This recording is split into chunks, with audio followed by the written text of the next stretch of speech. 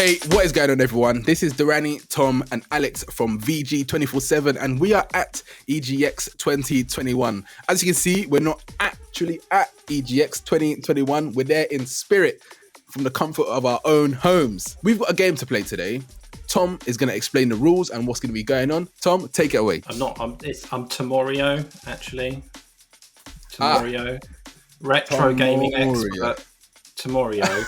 So what we're doing here is, as me and Alex have been around a bit, we're like older gentlemen, and you're not. You're much younger than we are, much hipper, cooler. Yeah. We thought we would test you on your knowledge of 90s video games and associated peripherals. So what we've got is a rundown of a few games. Some of them are real, some of them are not real. You've got to work out what we're telling the truth about, what we've made up, essentially. So we'll give you a little description, and then you can ask us 3 questions, and you've got to guess. And if you're at home or at the event, you can play along too by shouting. We won't hear you, but you can have a go. And hopefully this will be a little bit of fun for the EGX crowd. Definitely. So who wants to go first? I'm excited. This has been a running joke since the start of the year, just subtly little hints and digs towards my age, and I've been okay with it. It's fine. I've always been the baby, so yeah, I'm ready to go. Come on, I'm ready. I feel like I'm gonna surprise you guys. This history lesson, don't worry, I've been studying. I reckon Alex can go first with one of the games he is quite familiar with. Definitely a classic, I would say. Okay, so I'm just looking down the list and deciding what I'm gonna give you to start with. So let's go for a game called Mario is Missing. So this was a Nintendo game, but it wasn't a Nintendo game. It was on the PC, and basically it was a point-and-click adventure game starring Luigi. It was an educational game, so it didn't have any of the typical Mario gameplay, and it was set in the real world. Okay. So a Mario game on PC, yep, set in the real world. That's the description I'm giving you. Okay, so I'm trying to think if there is Nintendo and PC don't go hand in hand. I don't think I've seen another. I'm trying to think of Nintendo games that are on PC, and I don't think there are. You say it's an educational tool, so it might be a one-off. Well, so you can ask questions, remember. You got 3 questions you can ask me about this game. What was its educational purpose? So, it basically, like I said, it was set in the real world, and it was a point-and-click adventure game. So, Luigi would go around real-world locations like New York or Egypt, around the pyramids, and when you're pointing and clicking on stuff, it would tell you real facts about those places and about history in those places. Like a geo-guesser sort of vibe. Do you know what? You're saying this with a lot of conviction. I only need one. I'm gonna go ahead and say that's fake. To be honest, I'm gonna go ahead and say it's fake. No more questions. No more. I'm quite questions. No, but I'm quite certain about this one because Mario on PC in the real world, it just sounds like a load of shit. It just doesn't sound real. I'm gonna forfeit my 2 questions, and I'm just gonna say that this one is fake. So, I'm afraid to tell you that this one is real. Are you serious? Yeah, they actually, I sort of tricked you a little bit there in that it was released on PC initially, and then there were NES and Super NES ports of this game. But yeah, it was an educational game made by another company. So this is one of the few times that Nintendo has ever licensed out the Mario character to an external company. Okay. And yeah, you control Luigi, and he travels around the world to retrieve stolen treasures. And the way you retrieve the treasures are all like real bits of the real world. So it's like the torch that Lady Liberty on the Statue of Liberty is holding has been stolen. And in order to get the clue that he needs to get Mario back, Luigi needs to answer questions to get that, and then give it back to the person who, And basically, yeah, it's the first ever game where Luigi was the star.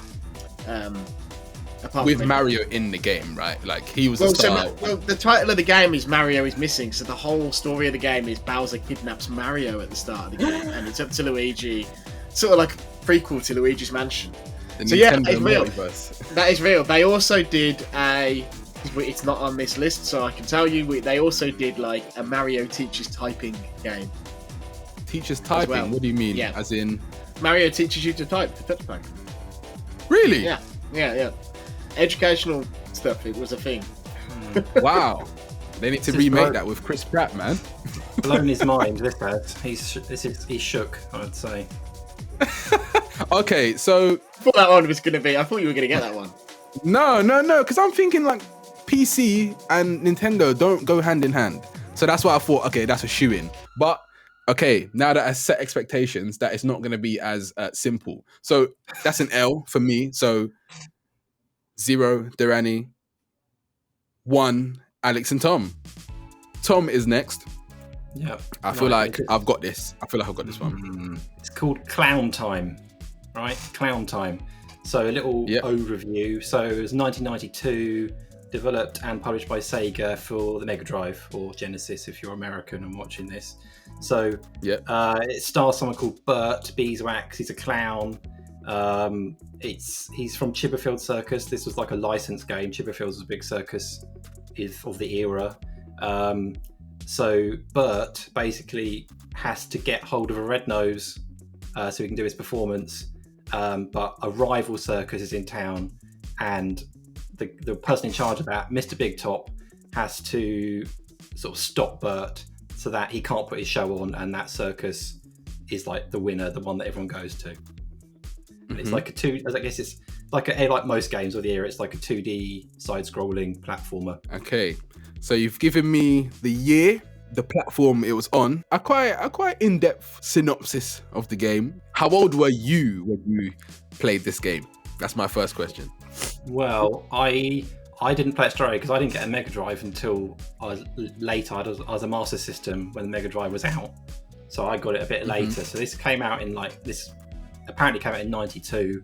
I didn't play it until later, so I'd have been like 12 maybe, like mid-90s, 94, 95 probably. And I just want to let everyone know that this is before I was even born. So I just want to make everyone aware of that. This is before I was even born. Has Alex heard of this game? Have you played this game, Alex? I haven't played this game. But I was, you got to remember, 1992, I was 3 years old. So when this game came out, I was very young. And also, I hated clowns growing up. So, and still not a massive fan of them, if I'm honest. So I would not have been drawn to this game under any circumstances. Yeah, and remember that my family is a circus family. Like, officially, I should be a Chipperfield. That is my dad. My actual dad is a Chipperfield. So this is a game I was like very much into. I couldn't get it straight away as it wasn't on Master System. But yeah, I'm not surprised Alex hasn't played it because it's not like one of the most well-known. It's a cult classic. Yeah. Well, I'm not sure I'd say it a classic, but I liked it. I mean, kids like some terrible games. This is sounding like it's just your life you're explaining now. Tom, this is sounding like it's just your life you're explaining. So, no wait, do you have it on hand? Do you have a physical copy of this game? No, I don't. I barely got any old games. I've sold them all. That's what happens when you get we've older. talked about this. How convenient that you don't have it. We've talked about Tom's regret having sold them all. Do you want a little? I'm trying to look at Tom. I'm trying to look at you and see if you're. Give me a hint. Summarize it again for you. Do a bit more. Go on. Let's break it down. Clown Time, right? Stars Bert Beeswax, side-scrolling platformer, classic like of the time. Each level is like part of the journey to get this to the shop. So he's got to go through like woods, town centre, ends up in the circus, has boss battles, etc. Trying to think back. Boss battles. There was one against like a clown car. The clowns all come out of that. There's the final one is against Mr. Big Top. Okay, I'm gonna say yes. I'm gonna say that it's real because you've said I'm trying to think back. You're not trying to think about it. You're trying to think back. So that means that it has to be real, right? Because it's something that you're trying to recollect. You're trying to go into your memories to find it. Unless you're doing some Jedi mind tricks. Not Jedi mind tricks, but unless you're trying to intentionally do that, it's real. It's real. Clown Time is real. Right. So Clown Time, 1992 action platformer from Sega, is fake. Okay, so you're a better actor than I thought, to be honest, Tom. You're a better actor than I thought. Do you know what it is? Tom speaks with such lack of emotion. No, what you're looking for there is authority. Yeah. Knowledge. Okay, that was robust. To be honest, that was a robust lie and deceit, and well played. I'll give you that one. So that is 2L to me. And you know what? It's fine. How many is there? Because I feel like I can bring it back. There's a few. We've got quite a few. We'll just see how the time goes. Yeah, I'll bring it back. It's fine. Options. I'm going to give you a movie tie-in. I'm going to say this before I'm going to preface this by saying this. The 90s was a weird time for movie tie-ins and children. So the game I'm going to give you is Pulp Fiction, which was a Sega Mega Drive game released in 1996. It's 2 years after the film. The film was like 94, I think, or maybe 95. So a little bit after the film, and it was after the film was hugely popular. There was no Super Nintendo version because it was considered too violent, and the film was considered too adult. And Nintendo, a bit like how there was a Super Nintendo version of Mortal Kombat, but they took all the blood out. Yeah. This game was so violent that Nintendo wouldn't allow it at all. And it's sort of, you played as Samuel L. Jackson's character from that film, because I think they were sort of capitalizing on how popular he was. And it had chiptune versions of the Pulp Fiction soundtrack, so like the, all those classic songs that were on that soundtrack that people love, and people think of as Pulp Fiction songs now, were featured in that game. Yeah. You can ask me questions now. Okay, so Pulp Fiction. Have you seen the film? Yeah, I watched it the other day, actually. So the thing I would say, before you ask any questions, is what I was getting at the start when I said the 90s was a really weird time, is like you would get hugely violent movies like The Terminator or Aliens that were M-rated, 18-rated, 15-rated movies, and then they would make cartoons of them or put out lines of Terminator or RoboCop. He's shooting people's dicks off, and then they're putting action figures out aimed at 9-year-olds. Okay. And so there was a lot of that in the 90s. And so I thought on this list it would be good to have an example of that. And this is my personal favourite of them, but it's because Pulp Fiction is one of my favourite films. So. Well, I remember having like toys for Alien toys. Yeah. And they were like from like kids toys for a film that was like 18 and like seen as like horrific. But that's what they were like. When I was a kid. So you said it was a weird time, but from the way you're speaking of it, it sounds like they've done it anyway. Well, this is what I mean. There were loads of them. This Pulp Fiction game is not an outlier in the sense that they made games out of all sorts of adult movies. On the flip side, this one is a bit of an outlier because a lot of the violent films they made games out of were just brainless action movies. Rambo, stuff like that. This one a bit unique because they took a film where there is action, but it's mostly people talking and people in bad situations, and they basically just made a game that was like barely anything to do with the film. In the film, what did you do in the game? Well, so Jules, Sam Jackson's character, it's basically a side-scrolling shooter. So he's got his pistol and you're running and jumping, and it's like I wouldn't call it a fully fledged platformer because it's sort of more grounded, more realistic. You're not jumping high, you're jumping a short distance to get over stuff and stuff like that, and you can duck down behind blocks and then come up and shoot. But it was always weird, and at the time the game came in for a lot of criticism because it was like, what does this have to do with the film? Like, you sort of go through some locations from the film. So you go through like the club where, where Ving Rhames is the I forget his character's name now, is the boss and all that sort of stuff. But people were like, hang on, the message of the film is that Sam Jackson's character at the end realises this isn't worth it and walks away from that life. Yeah. And then 2 years later they release a video game where Sam Jackson's blowing hundreds of people away. I'm trying to think, man. I would say yes, because it was a popular film. You said it's 2 years after, right? 2 years after the film. Yeah, I think so. It was 96 and Pulp Fiction was definitely either 93, 94 or 95. I can't remember without checking, but yeah. I think from looking back, I think because the Lethal Weapon movies were turned into games, I remember they did really well. And I think it maybe was only on the SNES that I never had it. I remember reading about it in like meme machines or something. I remember looking very similar to that game, but I never played either of them because like I was like not interested. But what system was it on? What system was this game? Games. Oh, this one. No, the Pulp Fiction one. Pulp Fiction was only on Mega Drive because, like I say, Nintendo or Genesis, because Sega allowed anything, but Nintendo at that time were quite iffy about. They saw themselves as a children's toy, which, like I say, the most famous example of that is them taking all the blood out of Mortal Kombat and removing the fatality where you ripped out the spine, because Nintendo was like, we don't want any part of that. You can release the game, but you have to cut all the violence. Well, not all the violence, but the heavy violence.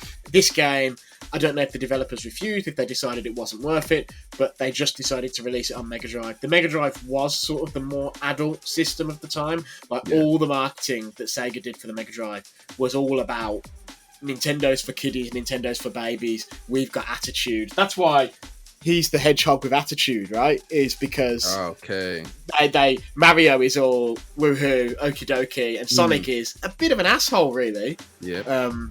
And so that was the whole Sega thing. They had more adult stuff. I'm not gonna lie. I want to say yes here. Because I've seen questionable games come out. Like questionable games. First questionable game that comes to mind are things like BMX XXX, like when I think of questionable games that are like, oh, this shouldn't have come out on this system because it was had too much sex or or like Leisure Suit Larry, things like that. So I'm gonna say these things happen. These things happen in games. So man, Pulp Fiction, when I think of it, it's not that bad. I know you said that Samuel Jackson, his character Jules, is shooting people up, but a little shooting game. Back in those days, blood and gore didn't really look that bad where they had to like censor it. So I'm gonna go ahead and say that it's a real thing, because surely they couldn't really animate blood back in those times. Like you'd be surprised, and it's all relative, right? We're used to some pretty heinous stuff now, so everything back then looked tame, but you know. When you did a Mortal Kombat fatality back in the day, it was like, whoa! However, I can tell you that this is not true. What is this, man? A lot of what we said about it is pretty true, in the sense that all the stuff we said about there being loads of game adaptations of adult stuff in the 90s that there probably shouldn't have been game adaptations of is true. So, you know, Lethal Weapon, as Tom said, there was a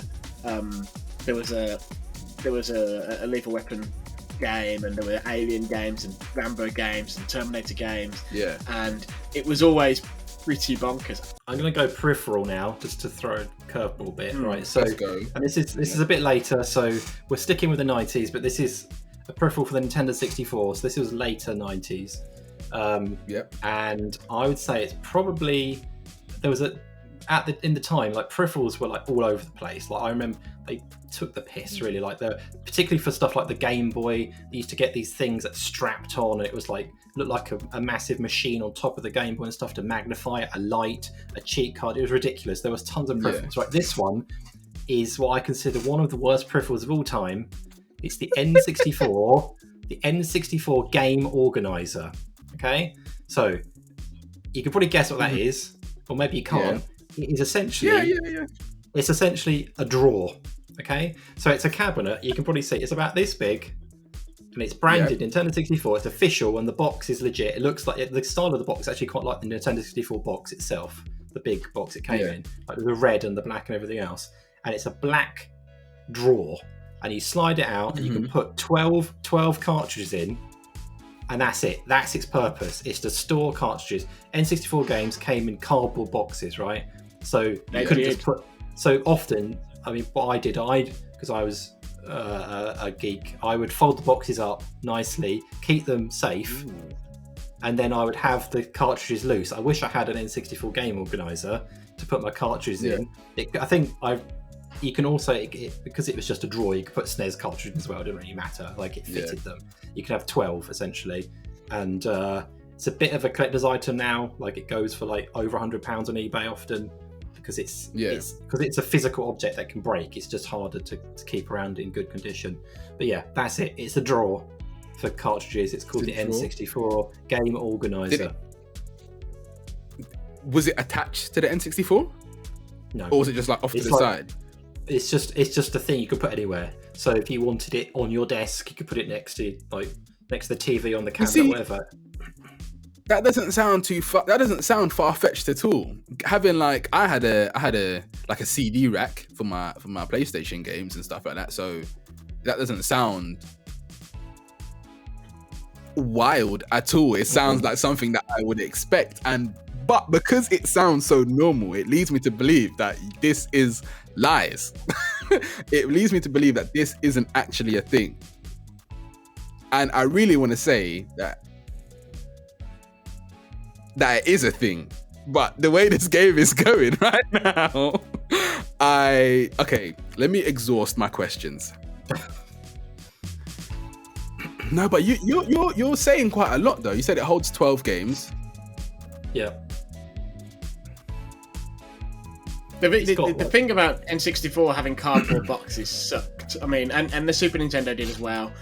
And the original Game Boy and the Game Boy Color, they only went over to plastic boxes with the DS. The Mega Drive, some Mega Drive boxes were cardboard. Most of them were plastic, but like Sonic and Knuckles inexplicably had a cardboard box, and it just sucked. Like, as someone who is a games collector, so I remember the cartridges, right? I remember, Tom. Do you remember N60? I think it was N64 magazine gave away like individual plastic boxes for N64 games. Yeah. I think there was also a bunch of those. There was one. I'm sure I got one once. That was like almost like a washing up rack that you could stack them in. This was more of an enclosed unit. Like, it had like a sense of like it was a thing that cost, like, I can't remember how much it was when I was a kid.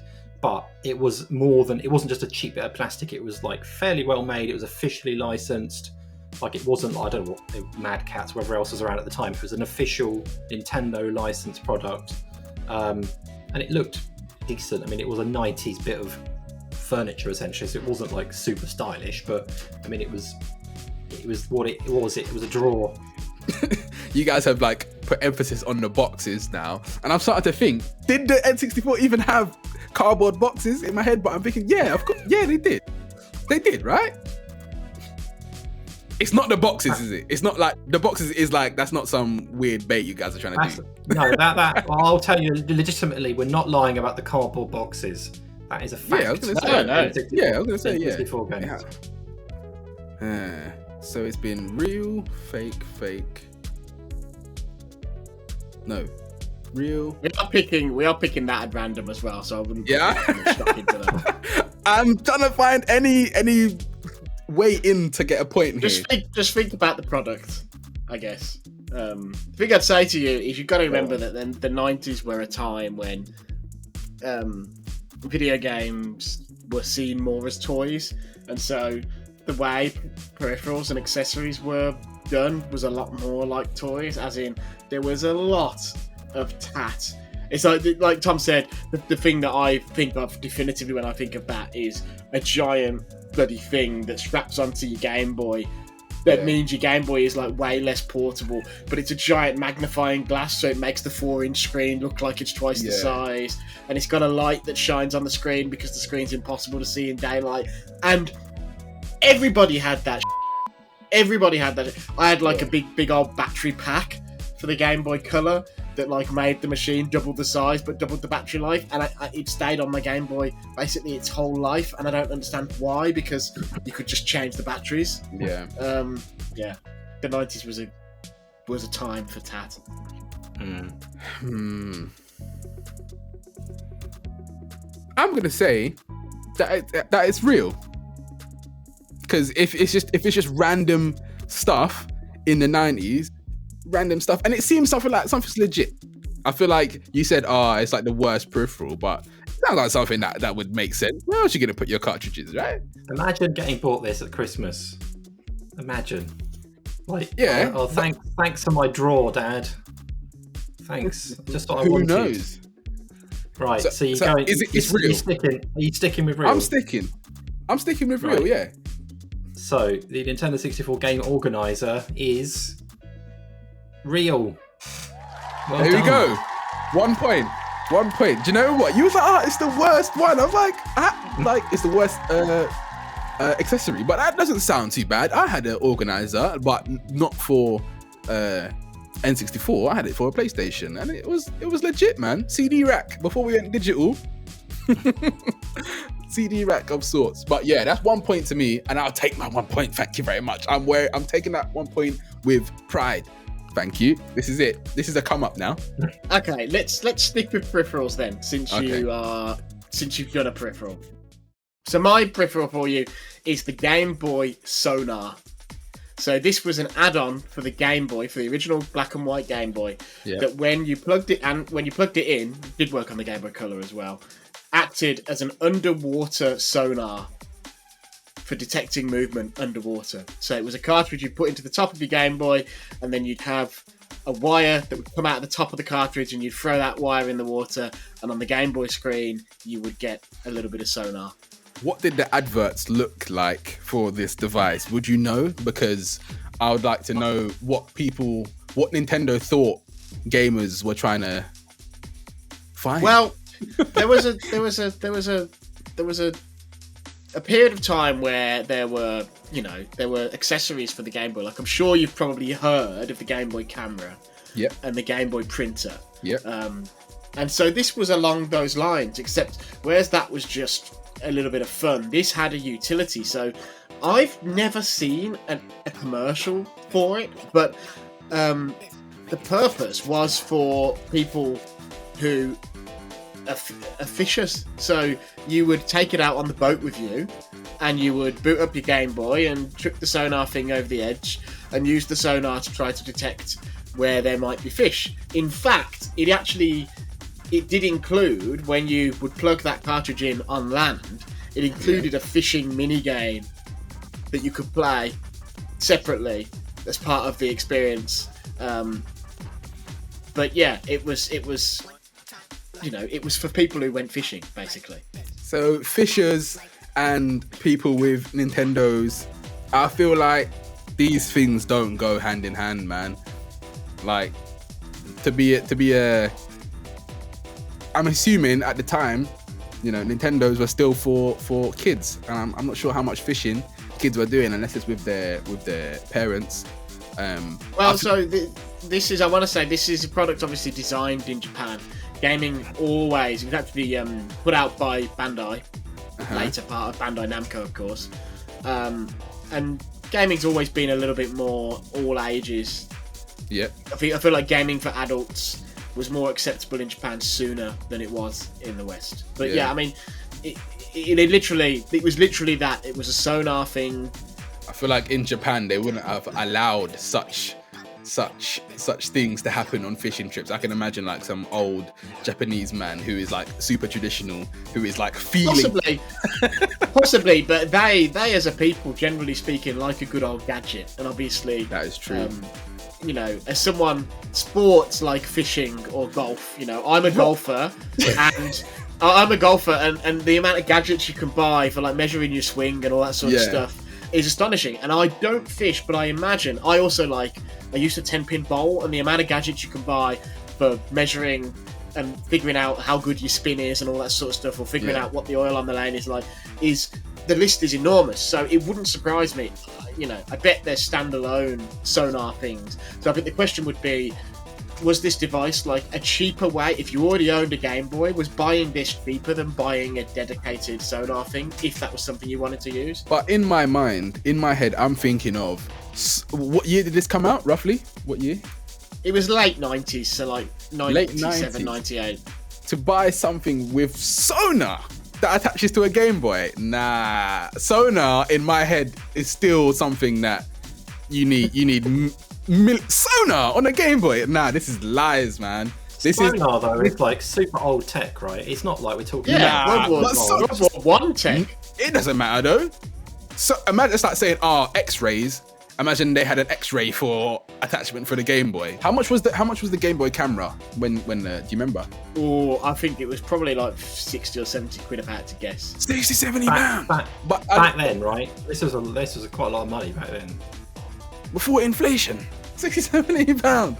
I think maybe I want to say, this is just a guess, but I want to say that the Game Boy camera is probably the number in my head is that it was 80 quid in a bundle with the printer. I don't know where I'm getting that from. Nah, it's a lie. This one is fake. What is your kid doing with sonar? No, sonar fishing. What is he trying to catch? What is he trying to catch with a Game Boy? No, lies. Final answer. I am afraid that this is true. The Game Boy Pocket Sonar. Had enough. No, it's not. The Game Boy Pocket Sonar, it released for the Game Boy by Bandai, as I said. It used sonar and it could locate fish up to 20 meters away underwater for the purpose of fishing. How much did this cost? I don't know. It was the first ever sonar thing. $500. No, I mean it would have been like, if I Google it now, right? No way. So, what? Like a proper posh professional fish finder, they tend to call them. Yeah. Looks like it's like 150 quid. I Google it and I've got sonar coming up for 45 quid, like full all-in-one ones. So it probably was cheaper to buy this thing for Game Boy than it was to go and buy a standalone. No. This just doesn't sound right though, because who bought this? I would like to see the financial chart for the sales figures for this, because I need to know. I don't even know any fishers. Have you guys ever been fishing? Nah, yeah. You two have definitely been fishing. Nah, yes. I've got some friends who fish, but I've never been. I'm trying to find out how much the Game Boy camera cost when it was new, but I can't bloody find it anywhere. What's the score now? Flabbergasted. What is it now? 3-1. Is it 3 or 4? Is I it can't remember. We'll see. 3-1. We'll see in a minute. That's it. The Game Boy camera was $50 and the Game Boy printer was $60. So it was $100 for both, which means my guess of 80 quid for the pair is probably about right. Did you guys have the camera when it released? I did. I don't think I had it when it released, but I think it was probably a Christmas present or something. No. I loved it. It was great. And what's really surreal now is I've still got mine somewhere downstairs, and the battery in it hasn't gone yet. So when I boot it up, there are photos from 20 years ago. Jesus Christ. Which is really surreal. Yeah. Man. Yeah. Listen, your parents had to love you a lot to be buying you a sonar device. That's all I'm saying. For a Game Boy. Outrageous. I had to guess it's probably about the same price as the Game Boy camera. It's probably like 50 or 60. Outrageous. They're selling sonars for £60. Sorry, this is blowing my mind. He's not letting this go. He's just, that's it now. Nah, sonar. To me, sonar sounds like when you think of sonar, I'm thinking of like echolocation, submarine, this like ping people from miles away. That's what I'm thinking in my head. But I'm assuming this is just like a microphone that's hearing sounds. But right, so you can't believe sonar, right? How about this? You hopefully believe this a bit more, right? You know about shoes, right? Shoes. Everyone has shoes. Right, so this is another peripheral. They're called the sneaker shoes. Okay, the sneaker shoes. It's another add-on. It was for like the NES, SNES, so it worked on both. Like we say, peripherals were a big thing back then. This was essentially, so one of the things about games and the marketing for peripherals in particular was have an advantage over your friends, be better than everyone else, be like the best gamer. It was very big in marketing back then. So the sneaker shoes were essentially, you'd have this pair of shoes. Only one of them was a special controller, but you had bought in a pair, so it looked like you were wearing normal shoes, right? Why they thought anyone would believe this, I don't know, because you'd know instantly if your friend had these on, right? But the point was that you'd wear these shoes and you'd be playing your mate, but they wouldn't know you had this extra controller in your foot, right? And it had two buttons essentially. So on the right foot, you could press forward on the toes, and that would be a button, and you could press back on the heel, and that would be a button. So you'd be playing with your controller, your SNES or NES controller. Your mate would be there, but you could have an advantage because you could press two extra buttons that they couldn't, right? So that's why it was the sneaker shoe, because you were being a bit sneaky. You had this extra thing on, and like I said, like no one didn't know this was a thing, right? So it wasn't like you were that clever, like you were having these shoes on and you knew because you'd seen them around. But that's the way it was marketed. Like these days you get all this spy toys and stuff for kids. This was like be a bit cool, be a bit sneaky, beat your mates because you've got this advantage in games wearing the sneaker shoes. And they just look like normal trainers, right? They were white, sort of what you get from like the big bulky 90s style trainer. Yep. So, sneaker shoes is what they were called. What were they called over here? They're still called sneaker shoes because it was the. I know the trainers. They're called trainers over here, right? Shoes, like sneakers. But sneaker was the pun, like be a sneak, be a bit underhand. And people knew what sneakers were in the 90s because American culture in the UK, because American culture was so pervasive. No one called Sonic's shoes sneaker trainers. Everyone called them sneakers. I'm trying to think in my head. What system was this for? SNES? SNES and NES. A lot of peripherals. Worked on both. I'm trying to think. This is...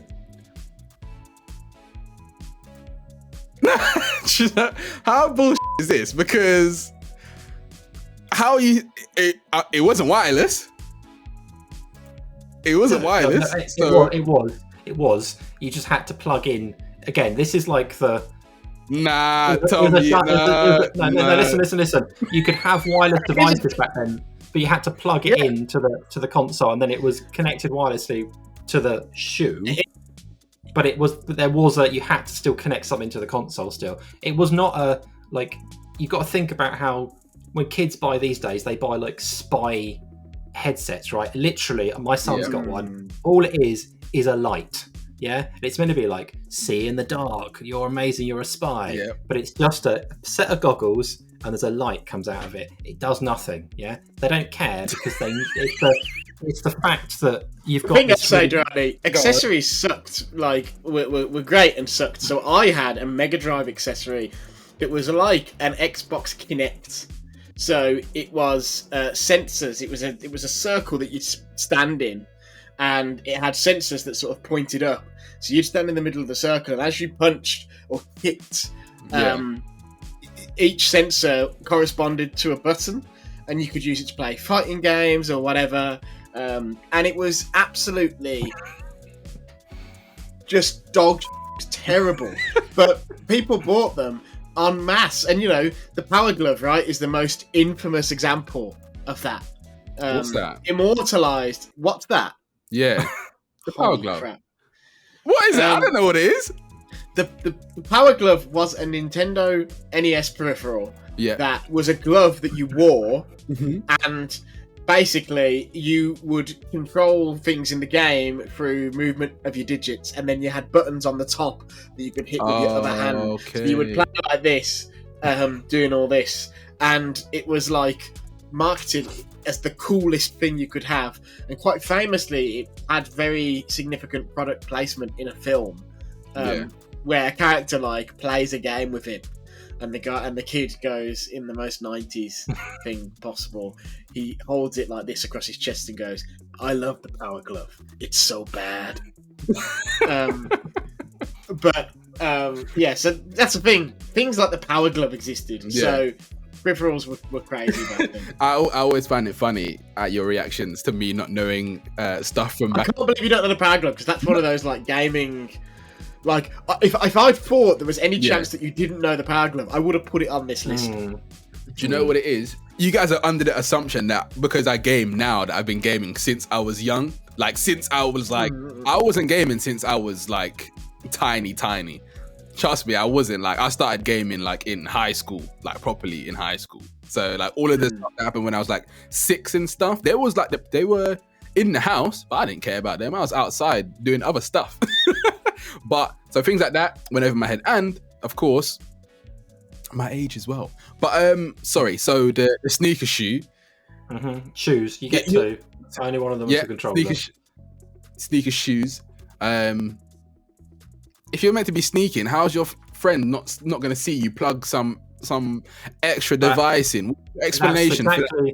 That's the point. Like I'm trying to say, like it was the idea of like selling you on being this underhand at getting this advantage over your mates, but like everything, it was a toy, right? And it was not. Yeah. Like, it didn't do the job like you would. Like if you wanted to be a spy, you wouldn't go into a toy shop now and buy a infrared, whatever night vision set or like my son's got these laser tripwires, and you can literally just walk over them because they're like completely. You have to physically walk into them to set them off, and otherwise you just avoid them. Right? Toys are not great at doing the thing. As an adult, you look at them and go, "That's ridiculous," but as a kid, you're like, "I've got a sneaker shoe." Yeah, it's like it's a different way of thinking. So I'm trying to think here, how bulky was this shoe? Because like it had to be platforms you're wearing, because do you know what? No, because I'm thinking wireless. It was fine. It was just because you weren't meant to wear them out, right? They weren't like shoes you'd wear around. You'd put them on in your house when you were gaming, whatever. So it was just in the sole, right? It's not massively advanced tech to have a circuit board to go, that's a button and that's a button, and then a wireless transmitter. Like this is all technology that as a kid it seems really advanced, but it's not. It's very basic stuff. Nah, do you know what? It's fake, because if that technology was about, we would have had wireless controllers way sooner. We did. We had them ages ago. They were in fairness, Dorrani, like for the first major wireless controller that was a major success. Was the Wavebird on the GameCube. However, I had wireless controllers for both the Super Nintendo and the Mega Drive. They were third party. I think the big difference with the Wavebird was the first time that a company, that a console maker made a wireless controller, I think. Or at least the first time they made a serious go at it. But I owned wireless controllers for the SNES and the Mega Drive. Yeah, I've still got my Mega Drive one somewhere in this house.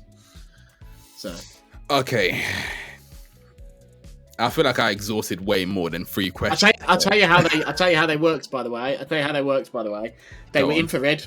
They were infrared. So you'd plug a thing into the front of the console. Yeah. And then the controller would obviously have an infrared thing on the back, like a TV remote. Yeah. And so that was how it would work. So they weren't wireless as in 2.4 gigahertz or Bluetooth or any of that. Because as you say, that technology didn't exist. But as long as you had line of sight to the console from the controller, it would work. Mm-hmm.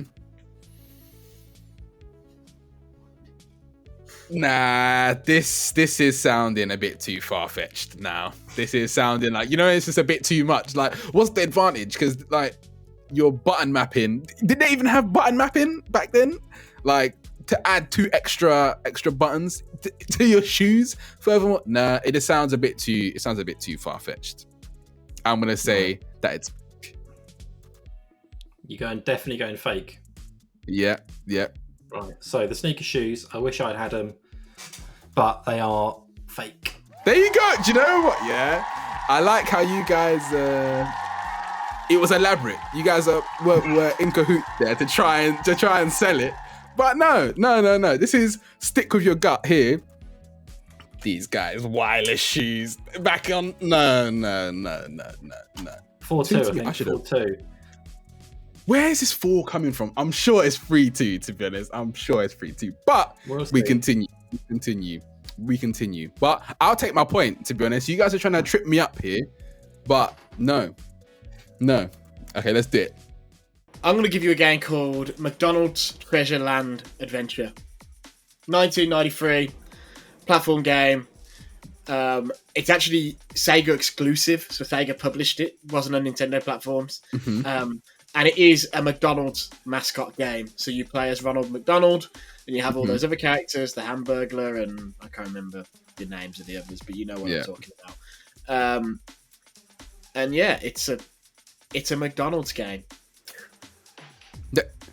See, do you know what? The other games that you guys have described had the elaborate synopsis about what the game was. This, you just went, it's a McDonald's game. So it's, well, you can ask me. You can ask me questions. So what type of game was it then? Platform game. These are platforms. Well, it was the 90s. But Ronald McDonald is, as the name Treasure Land Adventure suggests, Ronald McDonald is gathering treasure. And he's jumping and he's defeating enemies and he's finding buried treasure, and he has magic because he's magical, because of course he's magical. It's a platformer. Sega, and I'm sure I played a McDonald's game at some point.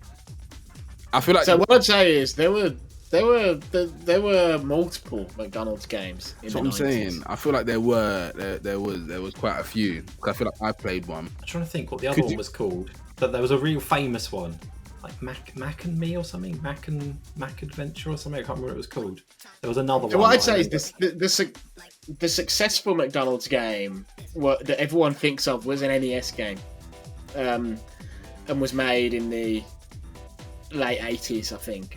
And then of course, you know, as you get into the 90s, I feel like the appetite for children to be advertised to, paying £50 for the pleasure of being advertised to, was beginning to wane. But they were still pumping them out, and that's where you get McDonald's Treasure Land Adventure. It doesn't sound like something that's far-fetched, because McDonald's is a massive franchise, and kids' Happy Meals. The thing that sets this game apart, I would say, is that this game was made by Treasure. Now, you probably don't know who Treasure is, but Treasure is a beloved Japanese developer. They're probably most famous for making a game called Gunstar Heroes. In fact, this was the next game they made after Gunstar Heroes. So they made this beautiful action game that is one of the best games of its generation. And then they made a McDonald's game. But then they went on to make stuff like Mischief Makers on the N64 and Guardian Heroes on the Saturn. And they're still making games today. And they've made Wario games for Nintendo and Bleach games and Radiant Silvergun and all sorts of stuff. So Treasure is a beloved company. So this was the interesting thing. It was a McDonald's game that was made out of Japan. So what's the full title of the game? McDonald's Treasure Land Adventure. And this one. You play as Ronald, but like Grimace, Hamburglar, Birdie, Fry, like, you know, all those sort of characters are in it. I can't remember any of the others, but there's loads of them, aren't there? They're all gone now. They don't use them anymore. I'm gonna say yes. This one is more off the fact that I feel like I've played a McDonald's game. I feel like this was quite specific, and there's no way in hell that I'd be able to pinpoint this one. The peripherals I can sort of gauge by just knowledge of technology and where it was at the time. Well, I think I knew where it was at the time. But with this, I feel like I've just played a McDonald's game before. So I'm gonna say it sounds real. And maybe McDonald's, they would have shipped it off to be created by a Japanese studio. Who knows? Platformer game. I'm gonna say it is real. No more. It is real. Yes. So what's that now? What's that? 3-4. We're catching up. I say we, but it's me and myself here. Do you know the TV and you probably do know him, Tim Allen, right? famous actor. Yeah. Buzz Lightyear. He was in a TV show in the 90s called Home Improvement. Do you remember that? Of course. Yeah. So the guy that's like looking over the garden fence, that's that program, right? Yeah. Right. So, like we said, there's a lot of tie-in games in the 90s. There was a Home Improvement video game. Obviously there was Home Improvement Power Tool Pursuit. So essentially, Tim Allen he's still the same person he is in the TV show, but he gets taken into another TV show. So he's not in Home Improvement anymore. He's in this other TV show that's about dinosaurs, essentially, like robotic dinosaurs, and he has to get through and get hold of all his power tools. And it sounds ridiculous, but that is Home Improvement Power Tools. Sounds like Ratchet and Clank. Sounds like you've stolen Ratchet and Clank and put Home Improvement on top of it. I'm gonna see. What year was this out? It was out in mid-90s. I want to say 94. It was just like out of an era where there was just endless licensed games. I mean, games were very much marketed to kids, and anything with a license was seen as a kid's game. I mean, Home Improvement was like that classic after you've had your dinner, you sit down and with your family, and that's on. Like, it was one of the things that were on around like that 6:30 time slot, wasn't it? Do you know what? Home Improvement for me, I always remember that in the morning, because I'm watching like, I don't know, it was always in the morning, like before school sometimes. I would see that come on. So I feel like we're watching two different Home Improvements here, two different versions. It was a big show, right? It was a massive show. Like, I mean, you know it, right? And this was from the 90s. Like, it's not like it has a legacy, right? People think back and that's one of the programs of the 90s that was a big deal. Yeah.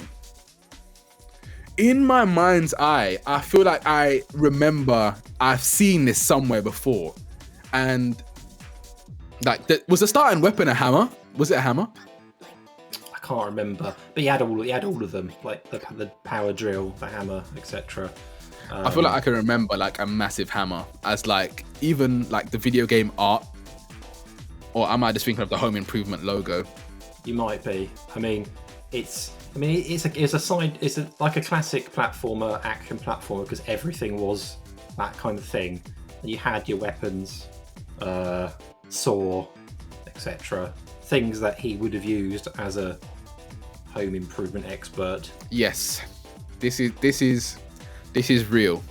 This is real, because I feel like if they're gonna do Pulp Fiction, they would do Home Improvement as well. And I feel like this has more video game, like it's easier to convert to a video game because of, you know, run around with a hammer, kill everything, and if it's little dinosaurs, then no. I feel like this is real, because I feel like I can see it somewhere. I'm like looking back to like a one frame in my memory somewhere years ago that I have seen something like this. So yeah.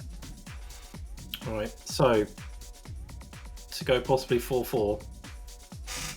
It's real. It's real. It's real. There we go. See? Nah, we're using intuition now. Because you know what?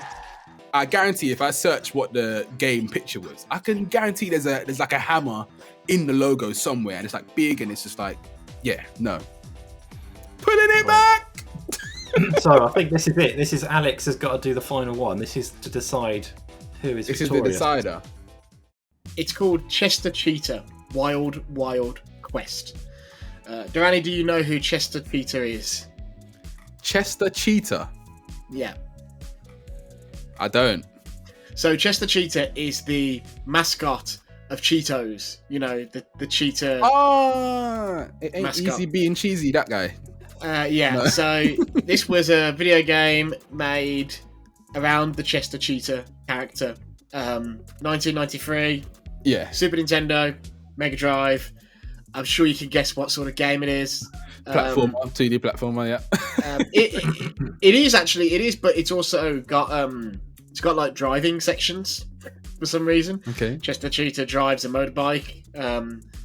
It's a little bit of a Sonic ripoff, except instead of rings, you're collecting Cheetos, cheese puffs.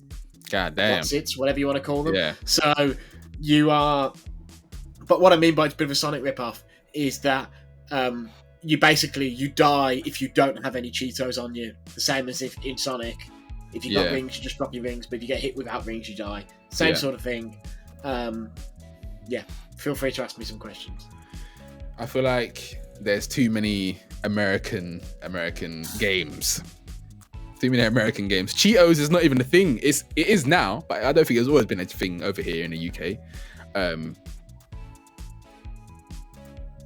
Because I feel like I can't ask what type of game it is because they're all the same basically from back in the day. You've got to remember like that I say, it's very, very... UK market was small, right? The US market was much bigger. Huge. I'm trying to think. But yeah, you had to collect cheese puffs. It was very Sonic. Cheese puffs function like rings, so you died if you got hit and didn't have one. If you managed to collect 100, you got an extra life. Yeah, you know. I feel like that's a common mechanic though, and I feel like a lot of people would have been trying to rip Sonic off at the time. Am I right in saying that? A lot of people collect rings. I think people were mostly interested in ripping Mario off, but I think there were a share of Sonic knockoffs. Tom, is this a game that you remember or know of? I do remember it. Yeah, I never had it because, like, as a kid, I didn't have that many games. But it's just one of the many. Like, I try to stay away from too much of the licensed stuff because I was obviously a cultured reader of video game magazines, so I played only the very best games. But yeah, I remember it. It's real because people would have reasoning behind it. Even though it's to win. Yeah, no, because I'm thinking in my head, Sonic was a popular game.